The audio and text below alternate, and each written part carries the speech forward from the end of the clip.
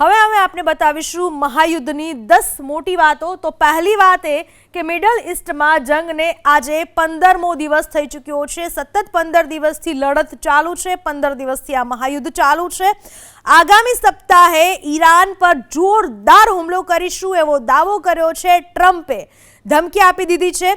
તો ઈરાને પણ કહ્યું કે ઇઝરાયલ પર સૌથી મજબૂત હુમલો કરવામાં આવશે। આ બાબત ઈરાને પણ ઇઝરાયલની સામે સ્પષ્ટ કરી દીધી। તો સાથે ઈરાને કર્યો અમેરિકી KC-135 તોડી પાડવાનો દાવો।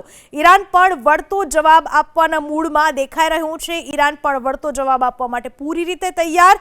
તો મોજતબા સહિત 10 ઈરાની નેતાઓ પર અમેરિકાએ ઇનામ લગાવ્યું છે કે જે પણ જાણકારી આપશે તેને ઇનામ આપવામાં આવશે। બીજી બાજુ હોર્મુઝ સ્ટ્રેટ પર ભારતનું તેલ ટેન્કર પસાર થઈ ચૂક્યું છે। 2 LPG ટેન્કર પણ પસાર થયા। અમેરિકાએ 10,000 યુક્રેની ઇન્ટરસેપ્ટર ડ્રોન તૈનાત કરી દીધા છે। ઈરાનની સામે અમેરિકાએ ઉતાર્યા 2200 મરીન સૈનિક જેઓ લડવા માટે તૈયાર છે। તો ટ્રમ્પે પુતિનની યુરેનિયમવાળી ઓફરને ફગાવી દીધી છે। તો આ ઉપરાંત 10મી મોટી વાત એ કે ચીનમાં ઉર્જા સંકટ અને પેટ્રોલ પંપ પર લાઈન લાગી છે। મતલબ કે આ મહાયુદ્ધની અસર વિશ્વના દરેક દેશોને વધતે ઓછે અંશે થઈ રહી છે।